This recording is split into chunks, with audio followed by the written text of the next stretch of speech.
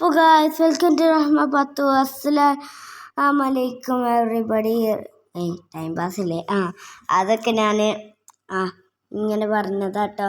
ഇന്ന് ഞാനും എൻ്റെ കുഞ്ഞാമ്മയും ഓരോ സ്പെഷ്യൽ റെസിപ്പി ഉണ്ടാക്കാൻ പോവാ.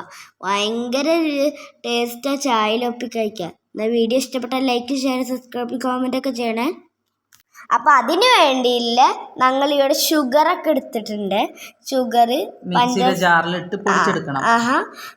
അപ്പം ഞങ്ങളിത്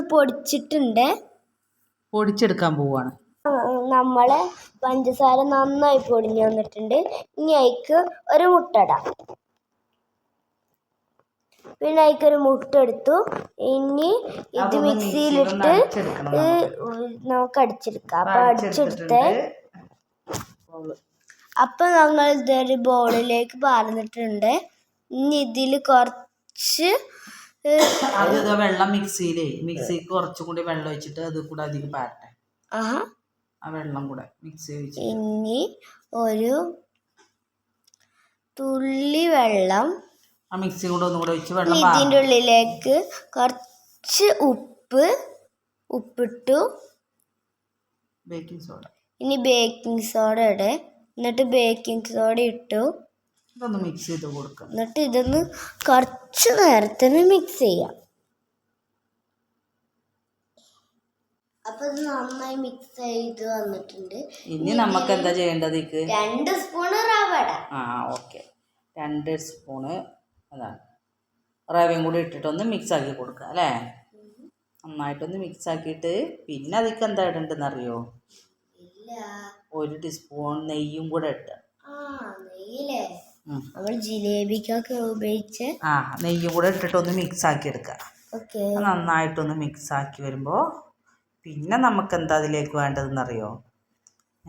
അറിയോ? 2 ഗ്ലാസ് നമുക്ക് മൈദ എടുക്കാം അല്ലേ?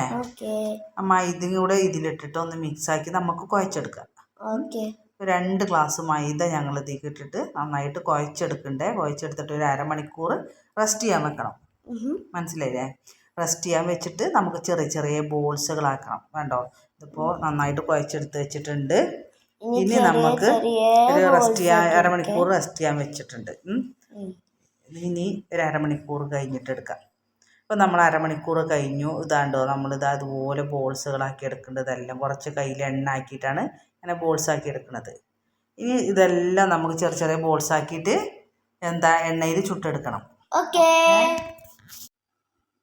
അപ്പോൾ ഞങ്ങളിത് ചെറിയ ചെറിയ ബോൾസ് ആക്കിയിട്ടുണ്ട്.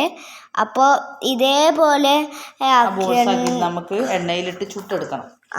ഇതേപോലെ ആണെന്ന് നിങ്ങൾക്ക് കുഴപ്പമില്ലേ? അപ്പോൾ ഞങ്ങളൊരു ചട്ടിയിൽ എണ്ണ എടുത്തിട്ടുണ്ട്.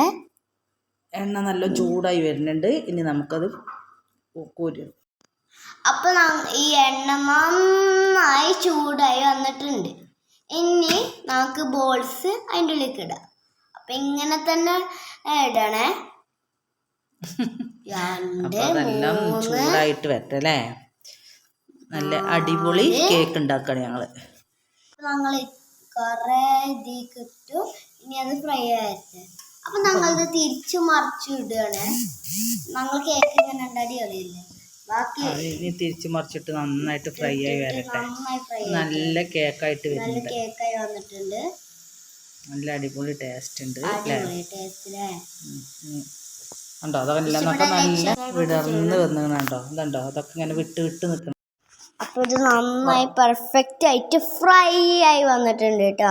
അപ്പോൾ ഇഷ്ടപ്പെട്ടാൽ ലൈക്ക്, ഷെയർ, സബ്സ്ക്രൈബ്, കമൻ്റ് ഒക്കെ ചെയ്യണം കേട്ടോ ഗൈസ്. അപ്പോൾ അടുത്ത വീഡിയോയിൽ നമുക്ക് നാളെ കാണാം.